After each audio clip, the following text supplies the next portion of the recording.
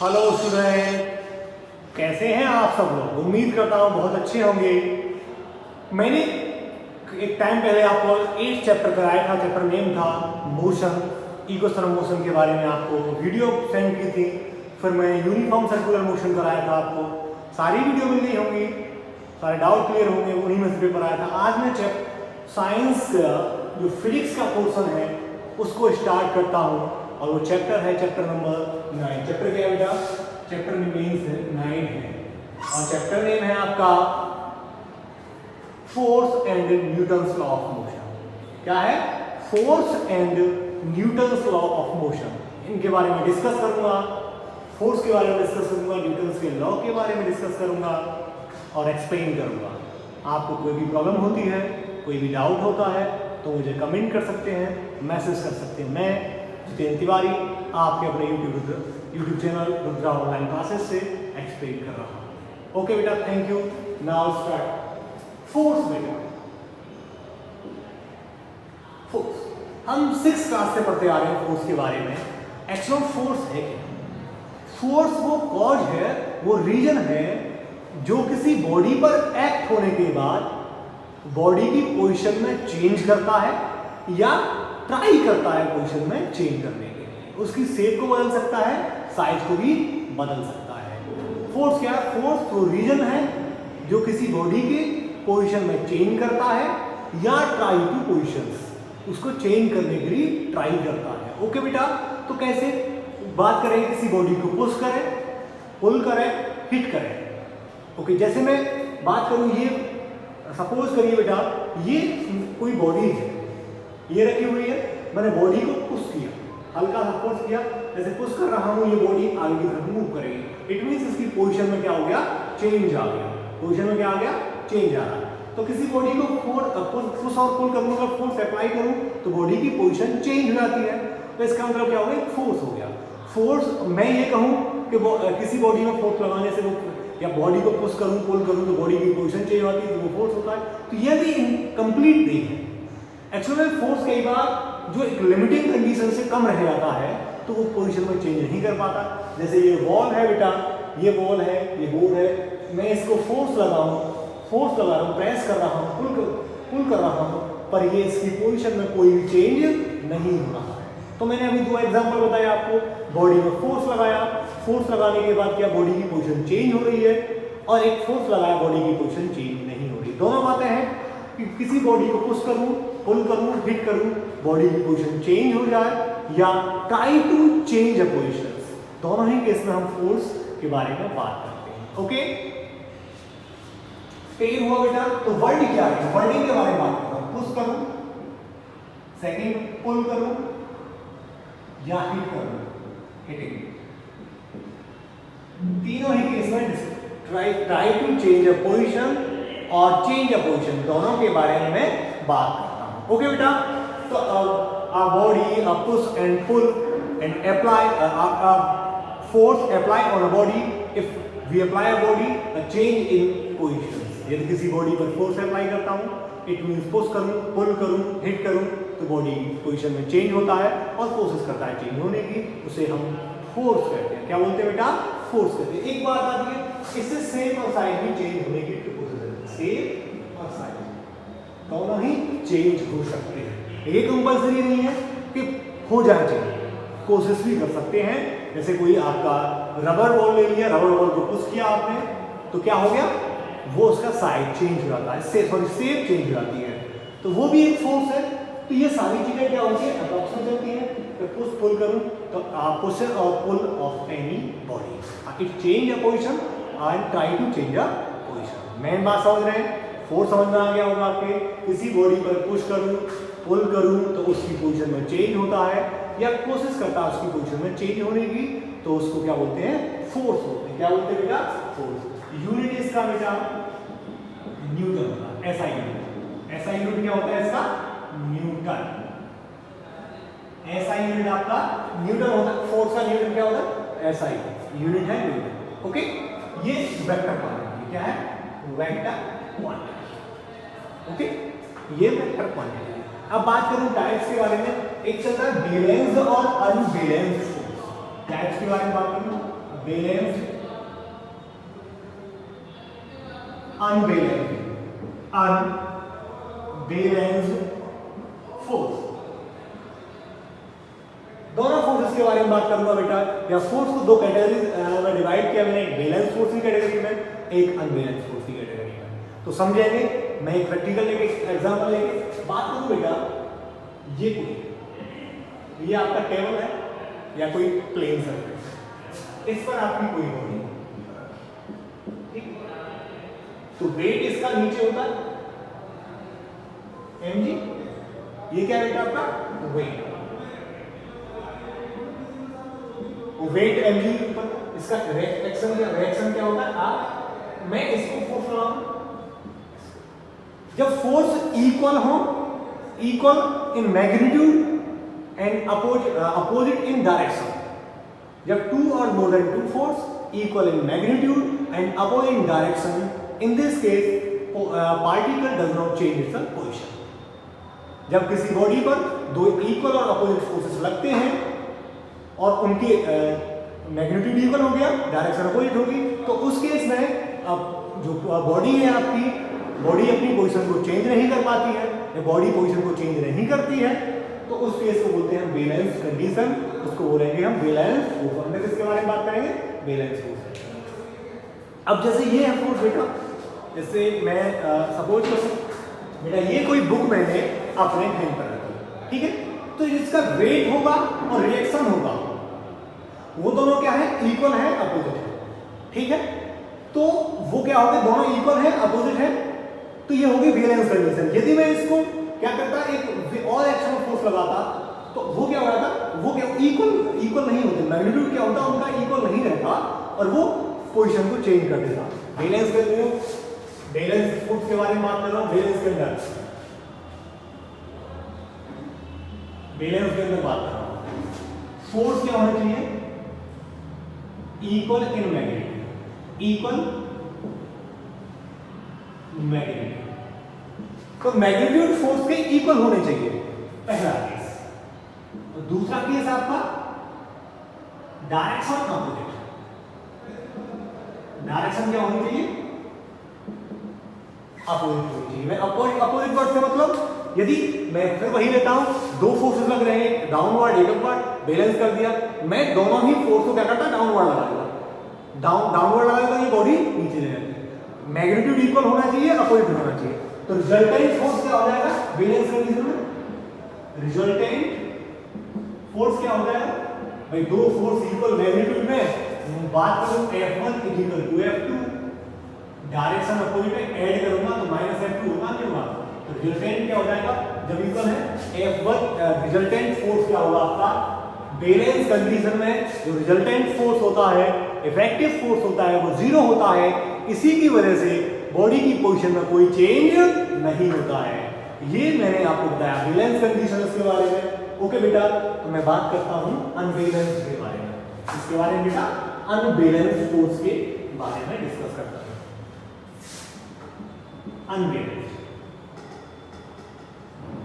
Unbalance force, okay, क्या होता है अनबैलेंस फोर्स? अनबैलेंस में बात करूं बेटा, जब कोई बॉडी रखी हुई है, इस पर फोर्स लगा है F1 और F2, इनके वेट और रिएक्शन के बारे में बात नहीं कर रहा है, ऐसा करना कोई फर्क नहीं पड़ता। जो F1 और F2 क्या होने चाहिए, does not equal, F1 and F2 are not equal to each other.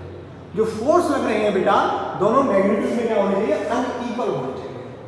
Magnitude क्या होने चाहिए उनके, अनइक्वल होने चाहिए।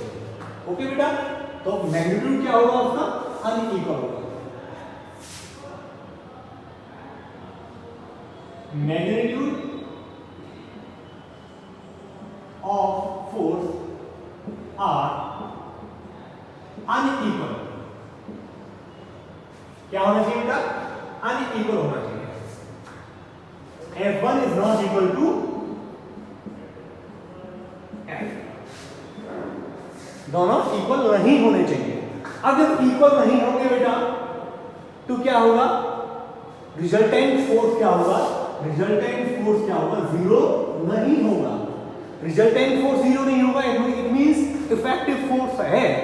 तो यहां बॉडी डज नॉट डिस्प्लेसमेंट क्या था, body does not change its position, balance वाली है। But in the case of unbalance force zero नहीं है, body change its position, change it's, अब चेंज इट्स पोजिशन, अब किधर ये मूव करेगी, जैसे मैंने अभी एक फिगर ड्रॉ किया था, F1 इधर लगा है, F2 इधर लगा है। यदि F1 ग्रेटर है F2 से तो बॉडी की पोजीशन किधर से जाएगी, बॉडी पोजीशन किधर होगी, टुवार्ड्स F1, और यदि F2 ग्रेटर होगा तो टुवार्ड्स F2 होगा। क्लियर हो गया नहीं हो गया बेटा? ये नोट करते जाएंगे, नोटबुक में सारी बातें, इंपोर्टेंट बातें हैं जो आपके लिए वेरी काफी यूजफुल है। मैंने बताया पहले फोर्स क्या होता है, फोर्स क्या है, वो फोर्स वो रीजन होता है जो किसी बॉडी की पोजीशन में चेंज करता है और ये कोशिश करता है चेंज करने की। जैसे किसी बॉडी को पुश करूं, पुल करूं, हिट करूं, जैसे स्प्रिंग को मैं कोई भी स्प्रिंग ले लूं, स्प्रिंग को खींच रहा हूं, ठीक है, तो उसकी पोजीशन में चेंज कर रहा हूं, मैं पुल कर रहा हूं, जैसे कोई ड्रम में धकेल रहा हूं। ये मैंने यहाँ केवल दो कैटेगरी के बारे में बात की गई है, बैलेंस और अनबैलेंस फोर्स के टाइप्स के बारे में बात नहीं की गई है, तो मैं उनके बारे में डिस्कस नहीं कर रहा हूं, केवल इनके बारे में बात की गई है। समझ में आ गया होगा, यूनिट न्यूटन होती है, ऐसा यूनिट। अब मैं बात करता हूँ बेटा Newton law of motion, force के बारे में, Newton law of motion.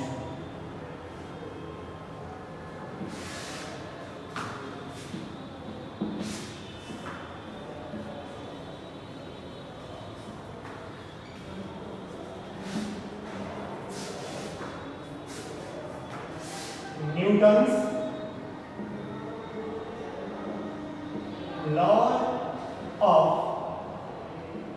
Motion. Previous chapter पूरा आपका मोशन का था, मोशन सर्कुलर मोशन के बारे में बात किया हमने, यूनिफॉर्म सर्कुलर मोशन के बारे में।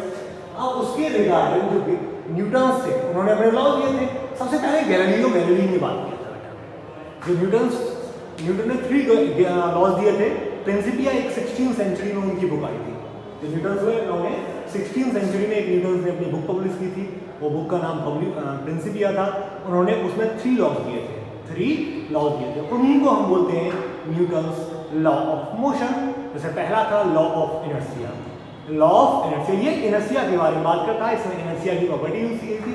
एक्चुअली जो न्यूटन्स लॉ फर्स्ट लॉ है, इसके बारे में इसको दूसरा नाम दिया law of Galileo, law of Galileo, because जो पहली बार इनर्शिया और इनके सब के बारे में डिस्कस किया था वो गैलीलियो ने डिस्कस किया था, केवल न्यूटन ने उसको मॉडिफाइड किया था। इसको दूसरा नाम क्या है, लॉ ऑफ गैलीलियो, गैलीलियो बोलते हैं, साइंटिस्ट का नाम है गैलीलियो। और सेकंड है लॉ ऑफ फोर्स, सेकंड है क्या बेटा आपका, लॉ ऑफ फोर्स। थर्ड है आपका law of action and reaction, third क्या बेटा आपका, law of action and reaction, ठीक है। पहला लॉ जो इनर्शिया के बारे में डिस्कस करता है, इनर्शिया के लिए डिस्कस करूंगा, पहले लॉ न्यूटन फर्स्ट लॉ के बारे में बताना, पहले समझेंगे। When a body in state of rest, when a body in state of rest or moves with a uniform velocity, until and unless they can't change its position without any presence of external force. जब कोई body rest में है तो वो rest में रहेगी, motion में है तो वो मोशन में रहेगी, जब तक कि उस पर कोई एक्सटर्नल फोर्स न लगाया जाए। ओके बेटा, समझ में नहीं आया? मैं रिपीट करता हूं कि कोई भी बॉडी रेस्ट में है तो रेस्ट में रहेगी, मोशन में है तो मोशन में रहेगी, जब तक कि उस पर कोई एक्सटर्नल फोर्स न लगाया जाए। बेटा जैसे ये बुक मैंने बेटा अपने हाथ पर रखी है, क्लियर बेटा, ये अपने हैंड पर बुक रखी है। अब ये बुक तब तक हैंड पर रहेगी जब तक मैं कोई एक्सटर्नल एजेंट की वजह से इसका कोई इफेक्ट नहीं, या तो हाथ नहीं डालेगा या से इधर उधर नहीं करता, ये तब तक अपनी खुद से चेंज नहीं करेगी कुछ भी। मैं करूंगा तभी कुछ चेंज हो सकती है, मतलब एक्सटर्नल फोर्स में अप्लाई करूंगा तो ही चेंज हो सकती है। ओके बेटा, तो कोई बॉडी रेस्ट में है तो रेस्ट में रहेगी, मोशन में है तो मोशन में रहेगी, वो तब तक अपनी पोजीशन चेंज नहीं करेगी जब तक उस पर कोई एक्सटर्नल फोर्स न लगाया जाए। एक तरीके से बात करूं, ये पूरी इनर्शिया की प्रॉपर्टी क्या है कि इनर्शिया की प्रॉपर्टी है कोई भी बॉडी अपनी पोजीशन में होने वाले चेंज का अपोज करती है, अपनी पोजीशन में होने वाले चेंज का अपोज करती है कोई बॉडी। ये प्रॉपर्टी होती है बेटा इनर्शिया की। क्या होती है? इनर्शिया की। ओके बेटा, तब यहां फोर्स क्या होता है बेटा? यदि फोर्स जीरो है, फोर्स जीरो है, कोई एक्सटर्नल फोर्स न लग रहा हो, तो फोर्स की डेफिनेशन क्या होती है बेटा? F equal to ma। तो ma इक्वल टू 0, तो a is equal to 0 because m is never be equal to 0। किसी भी बॉडी का मास 0 नहीं होता है। a एक्सेलरेशन 0, एक्सेलरेशन 0, तो वेलोसिटी में कोई चेंज नहीं होगा। तो मैंने बोला था यदि कोई बॉडी यूनिफॉर्म वेलोसिटी से मूव कर रही है, वो मूव करती रहेगी जब तक कि कोई उस पर एक्सटर्नल फोर्स न लगाए, क्योंकि वेलोसिटी कांस्टेंट है तो एक्सेलरेशन 0 हो जाएगा, एक्सेलरेशन 0 हो जाएगा तो फोर्स 0 हो जाएगा, फोर्स 0 हो जाएगा तो उसकी पोजीशन में चेंज होगा ही नहीं। क्लियर? फिर रिपीट कर रहा हूं बेटा, इंपोर्टेंट सारी चीजें हैं ये, न्यूटन का बहुत इंपोर्टेंट पोर्शन है। कोई बॉडी रेस्ट में है या यूनिफॉर्म वेलोसिटी से मूव कर रही है, वो तब तक यूनिफॉर्म वेलोसिटी से मूव करेगी और रेस्ट में रहेगी जब तक कि उस पर कोई एक्सटर्नल फोर्स न लगाया जाए। बहुत सारे आपने अपने घरों में देखा होगा कि जो आपने अलमीरा, बॉक्स या कोई भी आइटम आपने रखा होगा 1 साल पहले, तो वहीं रखा रहता है जब तक कि उस पर कोई एक्सटर्नल फोर्स न लगाया जाए। उसके बहुत सारे एग्जांपल होते हैं बेटा। एग्जांपल कैसे? आप जैसे बस में बैठे हुए हो, बस में क्या हो? बैठे, ड्राइवर ब्रेक लगाता है, ड्राइवर क्या है?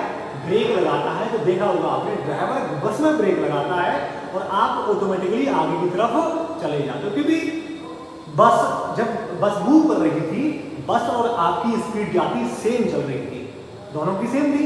अब बस में ब्रेक लगाया पर आप उसी वेलोसिटी से मूव कर रहे थे, तो जब मूव कर रहे थे तो उसकी आपकी पोजीशन में चेंज करने के लिए एक्स्ट्रा इफेक्ट अप्लाई हो गया, जिससे आपको डिस्टर्ब हो गया, आप आगे की तरफ चले गए। दूसरा है ग्लास ले हम ग्लास के ऊपर एक पेपर रखें, पेपर के ऊपर एक कॉइन रखते हैं, 2 रुपये का सिक्का रख दें और पेपर को खींचें। पेपर को खींचने से देखते हैं बेटा वो सारा का सारा क्या है, वो सिक्का आपके पानी में, जो गिलास है, गिलास में गिर जाता है, क्योंकि हमने जो पोजीशन में चेंज किया वो पेपर में किया, उसकी पोजीशन वही थी। एग्जांपल जैसे कि कंबल वगैरह लेते हैं, मैं उसी ने एग्जांपल कवर कर रहा हूँ।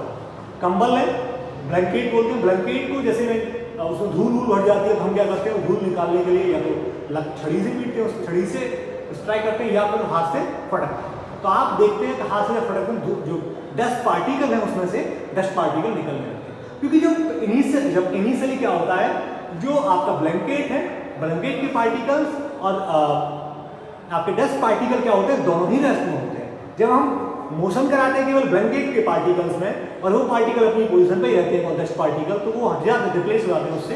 ये पूरा केस था बेटा लॉ ऑफ इनर्शिया का। क्लियर हो गया होगा? कोई when a body in state of rest moves with the uniform velocity until and unless they can't change their position without any presence of external force। ये आपका Newton का first law है। Okay बेटा, इसी ने इनर्शिया के बारे में डिस्कस किया था बेटा। इनर्शिया के बारे में, इनर्शिया क्या है? Inertia is a property of body by virtue oppose any change in a position. It is a property of body. It is a property of a body by virtue oppose any change in inertia किसी भी body की वो property होती है, वो उस reason का उसका अपोज करती है जिससे उसकी पोजीशन में चेंज आता है। वो उस oppose any change in position, अपनी पोजीशन में होने वाले चेंजेस का अपोज करती है। वो कोशिश करती है जैसी मैं पोजीशन में हूँ वो वैसी रहे, बदले नहीं। तो समझ में आ गया? इनर्शिया का जो मेन फैक्टर है वो मास से आता है। किससे आता है बेटा? मास से आता है। किससे आता है? मास से आता है। इनर्शिया प्रॉपर्टी है बॉडी की जो उसकी पोजीशन में होने वाले चेंजेस का अपोज करती है।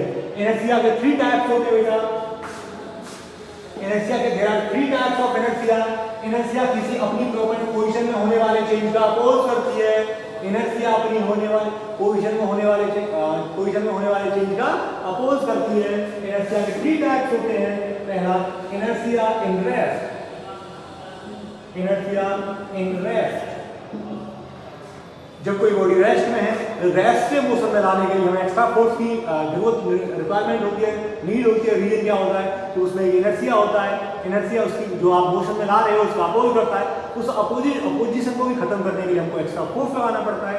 इसलिए क्या होता है, हमें ज़्यादा फोर्स की रिक्वायरमेंट होती है। पहला होता है इनर्शिया इन रेस्ट, सेकेंड होता है inertia in motion. Inertia in motion, कोई पर्सन भाग रहा हो, तेजी से भाग रहा हो, हमको उसको रोकने के लिए एक्स्ट्रा फोर्स की जरूरत होती है। क्योंकि उस टाइम क्या होता है, इनर्शिया होता है, मोशन का होता है, वो उसको बार बार मोशन में बढ़ाने की कोशिश करता है, और आप उस पर रोक रहे हैं तो पहले उसके अगेंस्ट काम करना पड़ेगा, जो उसको कोशिश करा रहा है कि भागो, तो उसके पहले अगेंस्ट काम करना पड़ेगा, दूसरा फोर्स लगाना पड़ेगा, फिर उसको रोकना पड़ेगा। तो हमें क्या ज़्यादा फोर्स की रिक्वायरमेंट होती है, वो वाला होता है इनर्शिया इन मोशन। थर्ड होता है इनर्शिया इन डायरेक्शन। इनर्शिया इन डायरेक्शन, इनर्शिया इन डायरेक्शन, वो किसी भी पार्टिकल की किसी पोजीशन के होने डायरेक्शन में होने वाले चेंज का भी अपोज करता है। तीन टाइप्स होता है इनर्शिया, किसी को बॉडी की वो प्रॉपर्टी जो उसकी पोजीशन में होने वाले चेंजेस का अपोज करती है। ये थ्री टाइप्स होते हैं, inertia in rest, inertia in motion, inertia in direction. Is that clear? मैं न्यूटन फर्स्ट लॉ बताया था, उसके बाद इनर्शिया की प्रॉपर्टी डिस्कस की थी। अब मैं बात करने वाला हूँ Newton second law. Newton law of motion में ये बेटा first law, Newton first law of motion, इसका दूसरा नाम था, इसको इनर्शिया की प्रॉपर्टीज में इन्वर्ट होती है, इसलिए बोलते हैं इसको लॉ ऑफ इनर्शिया। इसको क्या बोलते हैं बेटा? Law of inertia. इसको Newton first law of motion बोल रहे थे, किसी को लॉ ऑफ इनर्शिया बोल रहे हैं, इसको लॉ ऑफ गैलीलियो भी बोलते हैं। क्लियर हो गया लोग सब? Law of inertia, Newton first law of motion, law of Galileo, तीनों नाम से इसको जाना जाता है। यहाँ सबसे बड़ा फैक्टर है, ये अपनी पोजीशन में होने वाले चेंजेस का अपोज करता है। यदि कोई बॉडी रेस्ट में है तो वो रेस्ट में रहेगी, या मोशन में है तो मोशन में रहेगी, जब तक कि कोई उस पर एक्सटर्नल फोर्स न लगाएगा। ये था बेटा Newton first law of motion, या लॉ ऑफ इनर्शिया, या लॉ ऑफ गैलीलियो। ओके, मैं बात करने वाला हूँ Newton second law of motion की। By Newton second law of motion, बड़ा ही इंटरेस्टिंग है और बहुत ही आसान है, Newton law of motion. Okay बेटा, न्यूटन सेकंड लॉ। डायरेक्ट बात करता हूं, the rate of change of momentum, the rate of change of momentum is directly proportional to the applied external force. The rate of change of momentum is directly proportional to the applied external force.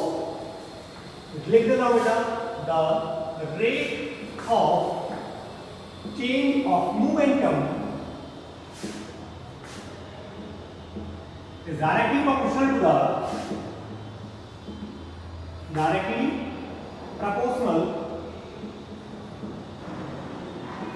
the applied external force, applied external force.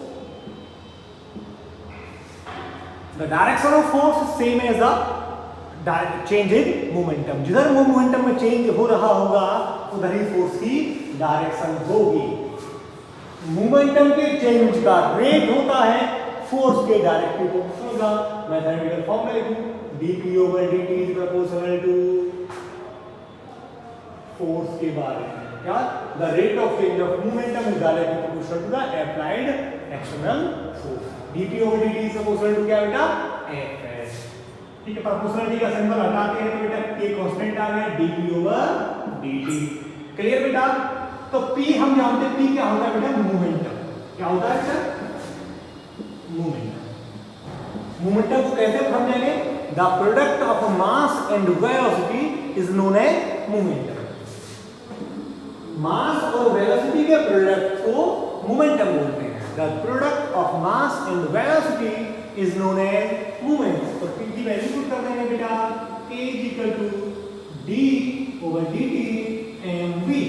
Okay बेटा, m constant है, मैंने बाहर लिख दिया, dv/dt।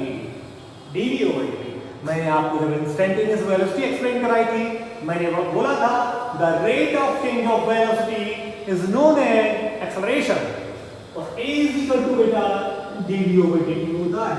a equal to क्या होता है बेटा dv over dt। The rate of change of velocity is known as acceleration. f equal to k a लिख दिया मैंने बेटा। a prime initial condition m a equal to 1 हो, देन k इक्वल टू क्या हो जाएगा बेटा 1। वैसे इन सब की वैल्यू हम कर दूं तो k की वैल्यू 1 हो जाएगी। तो फाइनली मेरे पास क्या हो जाएगा f इक्वल टू ma। यदि मैं mathematical explanation of Newton second law कहूं इसको तो वो भी है। ये मैथमेटिकल एक्सप्लेनेशन बोले या न्यूटन के बारे में इसी के यहाँ पे ये F इक्वल टू ma जो फॉर्मूला पढ़ते हैं इसका प्रूव होता है, इसका डेरिवेशन होता है न्यूटन सेकंड लॉ से। कैसे होता है?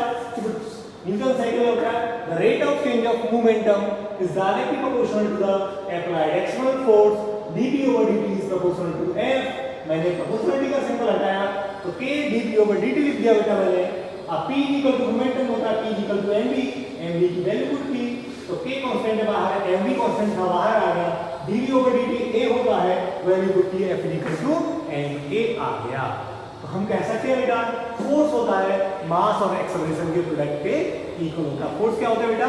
मास और एक्सेलरेशन के इक्वल होता है। बेटा इसके एग्जांपल समझिए कि जितना चेंज इन मोमेंटम, जितना फोर्स अप्लाई करोगे किसी भी बॉडी पर, जितना फोर्स अप्लाई करोगे उसके मोमेंटम में चेंज उतना ही आएगा। जैसे आपने कोई फुटबॉल खेल रहे हैं, फुटबॉल करते ही हल्का सा पास करना है तो पास करने के लिए क्या करते हैं? फोर्स हल्के से लगाते हैं। जब फोर्स कम लगाओगे तो फुटबॉल धीमे जाएगा तो उसके मोमेंटम कम चेंज हुआ।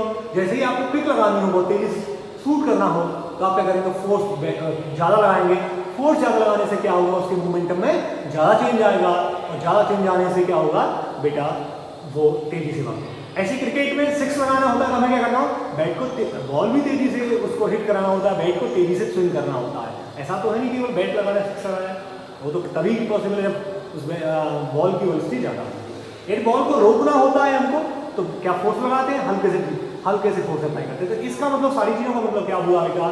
जो मूवमेंट फोर्स जितना लगाएंगे उतना ही मोमेंटम में चेंज होगा। ये Newton second law of motion था।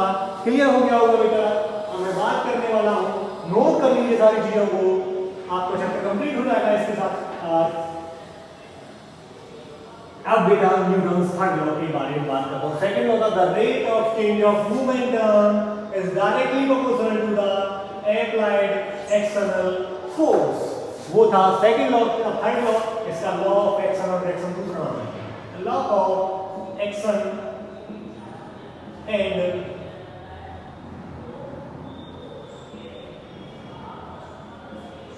Law of action and reaction. Law of action and reaction तो ये क्या है बेटा? इसको बोलते हैं न्यूटन थर्ड लॉ या law of action and reaction भी इसको बोलते हैं। क्लियर बेटा? तो अब क्या बोलेंगे? Every action there is equal and opposite reaction. Every action there is equal and opposite reaction. प्रत्येक एक्शन के बराबर रिएक्शन होता है। अब जैसे आप सभी देखेंगे, कोई दीवार में मुक्का लगाते हैं हम, जितना दीवार में तेजी से मुक्का लगाएंगे उतना तेजी से हमें लगेगा, धीमे से लगाएंगे धीमे से लगेगा, तेजी से लगाएंगे तो उतना ही तेजी से हमको लगेगा। ठीक है बेटा? तो जितना फोर्स मैं हल्के से लगा रहा हूँ तो मुझे भी हल्के से लगेगा, और मैं तेजी से लगाऊंगा तेजी से, जितना मैं एक्शन करूंगा उतना ही रिएक्शन होगा अपोजिट डायरेक्शन में। मैं लिख देता हूँ बेटा, every action and reaction, every action is equal to, every action is equal to reaction in opposite direction, in opposite direction. Every action is equal to reaction in opposite direction. every action is equal to reaction in opposite direction. F12 is equal to F21 और minus 1. जैसे कोई body बेटा ये है first body है, ये second body है, ये सेकंड बॉडी है, ये फर्स्ट बॉडी है. ये बॉडी बेटा इसका फोर्स लगाते हैं, ये बॉडी इसका फोर्स लगाते हैं तो क्या हो गया F21. तो ये बॉडी उस पर उतना ही फोर्स लगाएगी F12 और दोनों की डायरेक्शन क्या है बेटा अपोजिट है. हम कह सकते हैं F12 equal to F21. Every action there is equal and opposite reaction. तो हम इसको दूसरे तरीके से भी लिखें, एवरी एक्शन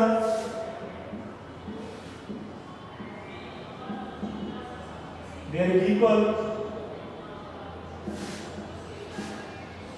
एंड अपोजिट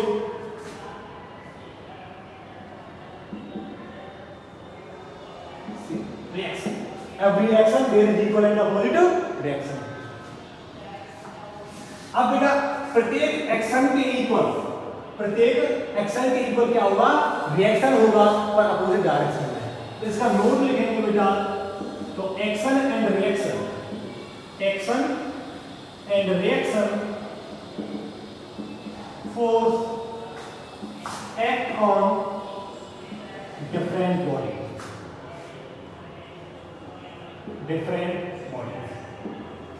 जो एक्शन और रिएक्शन फोर्स होता है वो एक बॉडी पे नहीं लगता, वो क्या होता है डिफरेंट बॉडी पे. मैंने दीवार में मुक्का मारा तो दीवार पे एक्शन हुआ, तो दीवार ने मेरे हाथ में लगाई वो रिएक्शन हुआ, तो हाथ और दोनों में फोर्स लगा. तो every action there is equal and opposite action. Action and reaction force are action reaction force act on different bodies. F12 is equal to minus F21 जब बॉडी फोर्स लगा रही है. ये बेटा मैंने तीनों लॉज का एक्सप्लेन किया.